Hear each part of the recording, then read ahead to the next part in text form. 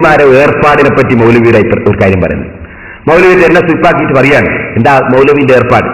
മൗലവി പറയുന്നത് പേരോട് പറഞ്ഞതനുസരിച്ച് ബേക്കിൽ ഉമ്മയും അതുപോലത്തെ പെങ്ങളും ഭാര്യയും ഒക്കെ വന്ന് നിസ്കരിച്ചാല് ഇയാള് നിസ്കരിച്ചിട്ട് എണീറ്റിക്കുന്നതിന് മുമ്പ് ഇങ്ങനെ നോക്കുക, ഓള് പോയോ ഭാര്യ പോയോന്ന് ഇങ്ങനെ നോക്കുക. അങ്ങനെയെല്ലാം കൂടി ഓള് പോയി എന്ന് മനസ്സിലായാല് ഇങ്ങനെ നോക്കിക്കൊണ്ടിരിക്കുക, ഓള് പോയോ നോക്കുക. അങ്ങനെ നോക്കി ഓള് പോയി എന്ന് മനസ്സിലായാല് ഓളെടുത്തേക്കാ പോയത് റൂമിലേക്ക്, ഭർത്താവ് എടുത്തേക്കാ പോകുന്നത് റൂമിലേക്ക് തന്നെ. ഇതാ ഇപ്പൊ പറഞ്ഞതെന്ന് ചോദിച്ചു മൂപ്പര് പറയാ. അപ്പൊ നമുക്കൊരു കാര്യം മനസ്സിലായി, ഈ മൗലവിമാര് പള്ളിയിൽ ഇമാമത്ത് നിന്ന് നിസ്കരിച്ചിട്ട് എണീക്കുന്നതിന് മുമ്പ് ഇടക്കിടയ്ക്ക് നോക്കും, ഓള് പോയോ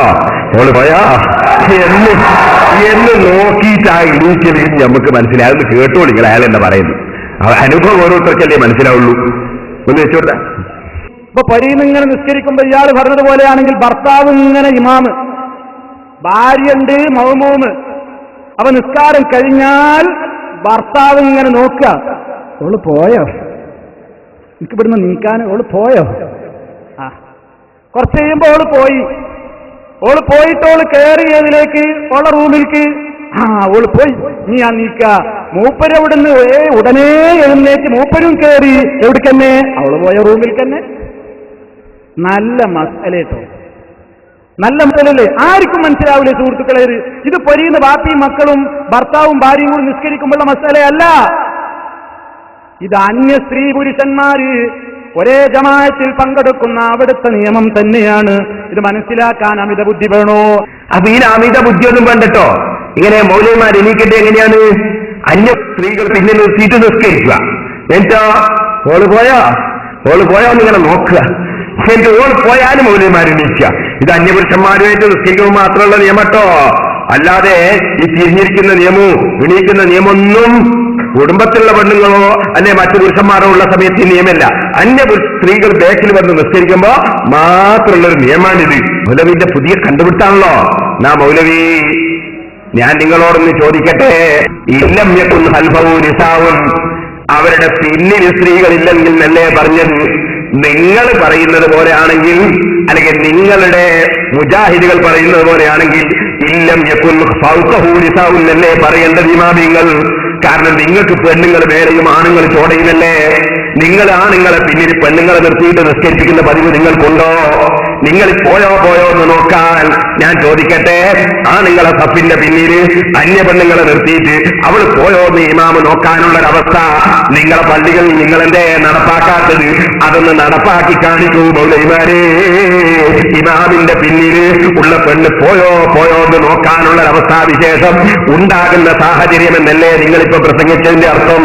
എന്നാൽ നിങ്ങൾ ഇല്ലം യകുൻ ഖൽഫഹു നിസാഉൻ എന്നല്ലേ കിതാബിലുള്ളത്, ഇല്ലം യകുൻ ഫൗഖഹു നിസാഉൻ എന്നല്ലോ. മേലെയല്ലേ നിങ്ങളെ പെണ്ണുങ്ങളെ കാണുന്നത്? നിങ്ങളെ പെണ്ണുങ്ങൾ നിങ്ങളെ ബേക്കിൽ വന്ന് നിസ്കരിക്കുന്നത്, നിങ്ങളെ അന്യ സ്ത്രീകളെ ബേക്കിൽ വെച്ച് നിസ്കരിപ്പിക്കുന്നത് കാണുന്നില്ലല്ലോ. ബഹുമാനപ്പെട്ട ഉമ്മു സലമ റളിയല്ലാഹു അൻഹാ ഇസ്ലാമിൽ നേരത്തെ തന്നെ വന്ന മഹദിയാണ്.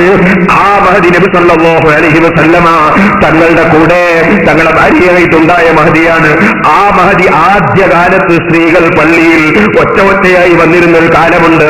അന്നത്തെ സ്ത്രീകൾ പള്ളിയിൽ വന്നപ്പോൾ അവര് പിന്നിൽ തന്നെയായിരുന്നു സഫ് കെട്ടി നിന്നിരുന്നത്. നിങ്ങളെപ്പോലെ മേലെ കയറ്റിയിട്ട് നിർത്തുന്ന ഏർപ്പാട് നബി സല്ലല്ലാഹു അലൈഹി വസല്ലം തങ്ങളുടെ കാലത്ത് സ്ത്രീകൾ പള്ളിയിൽ വരുന്ന കാലത്ത് ഉണ്ടായിരുന്നില്ല. സ്ത്രീകൾ ബേക്കിൽ തന്നെയാണ് ഉണ്ടായിരുന്നത്. അങ്ങനെ ബേക്കിലുള്ള സ്ത്രീകൾ ആ വന്നിരുന്ന കാലഘട്ടം അന്യപുരുഷന്മാരും അന്യ സ്ത്രീകളും തമ്മിൽ തൊടുന്നതിന് വിരോധമുള്ള കാലമല്ല, കാണുന്നതിന് വിരോധമുള്ള കാലമല്ല, അതുപോലെ ഒന്നായി സംഗമിക്കുന്നതിന് വിരോധമുള്ള കാലമല്ല. അങ്ങനത്തെ ഒരു കാലത്ത് വന്നിരുന്ന സ്ത്രീകളെ സംബന്ധിച്ച് ആ സ്ത്രീകൾ വന്ന് നിസ്കരിച്ചിരുന്ന കാലത്ത് നബി സല്ലല്ലാഹു അലൈഹി വസല്ലം തങ്ങൾ അവരെഴുന്നേറ്റ് പോയതിന് ശേഷമാണ് പോയിരുന്നത് എന്ന് പറയുന്ന ഹദീസ് മഹാന്മാരായ പണ്ഡിതന്മാർ ഏത് സ്ത്രീകൾ എപ്പോൾ എവിടെ ഉണ്ടായിരുന്നാലും ആ നിയമം ബാധകമാണെന്ന് വിവരിച്ചതല്ലേ വാസ്തവത്തിൽ ത്വസ്സ പോലുള്ള കിതാബുകളിലുള്ളത്.